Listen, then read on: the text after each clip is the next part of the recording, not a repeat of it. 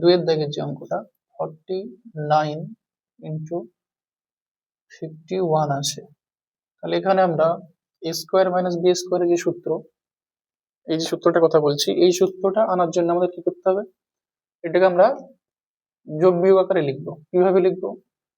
49টাকে আমরা লিখতে পারি 50 বিয়োগ 1 লিখতে পারি, ব্র্যাকেট মধ্যে রাখা হলো এটা, আবার এটা গুণের চিহ্ন। 51টাকে আমরা লিখতে পারি 50 যোগ 1 লিখতে পারি, তাহলে এই সূত্র চলে আসছে। 50টাকে ভাবা হবে এ আর 1টাকে ভাবা হবে বি। 50 মাইনাস 1 গুণ 50 যোগ 1। কেউ বলতে পারো এখানে প্লাস আগে আছে এখানে মাইনাস আছে, সেটা কোনো ব্যাপার না, এখানে গুণ আকারে থাকলেই হলো। এটা একটা ব্র্যাকেটের মধ্যে আছে, এটা ব্র্যাকেটের মধ্যে আছে, এটা আগে পরে কোনো ব্যাপার না। এখানে প্লাস আছে যেহেতু এ প্লাস বি আছে, তো এখানে 50 মাইনাস 1 চলে আসছে, ওটা আগে থাকতেই পারে, ওটা কোনো অসুবিধা নেই। তো এটাকে আমরা ওই সূত্র হিসাবে লিখবো। কেমন লেখা হবে? 50 এটার হোল স্কোয়ার হয়ে যাবে মাইনাস 1 এর হোল স্কোয়ার।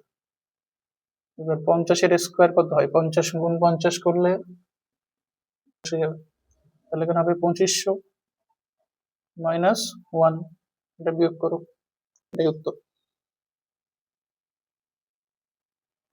পরে একই নিয়মে 12-2 এর দিকে নিয়মে আছে 12-4 একটু বড় সংখ্যা দেওয়া আছে, এখানে সংখ্যাটা কত আছে?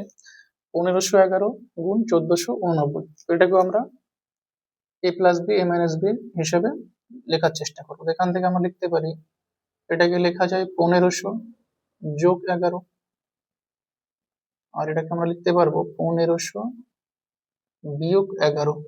বলছি 1500টাকে আমরা ভাবছি 1500, 1500 এটাকে ভাবছি এ, আর 11টাকে ভাবছি আমরা বি।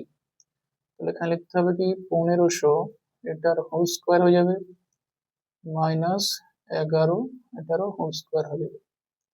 এবার 1500 স্কোয়ার মানে 1500 গুণ 15 স্কোয়ার করলে হয় 225। তাহলে এখানে আমরা 1500 স্কোয়ার করছি 2250000 মাইনাস 11 স্কোয়ার করলে হয় 121। এবার এটাকে মাইনাস করবে, মাইনাস করে বসিয়ে নেবে। ঠিক আছে, বইয়ের যেটা উত্তর আছে সেটাই বসিয়ে নেবে, সেটাই অ্যান্সার। পরের অঙ্ক।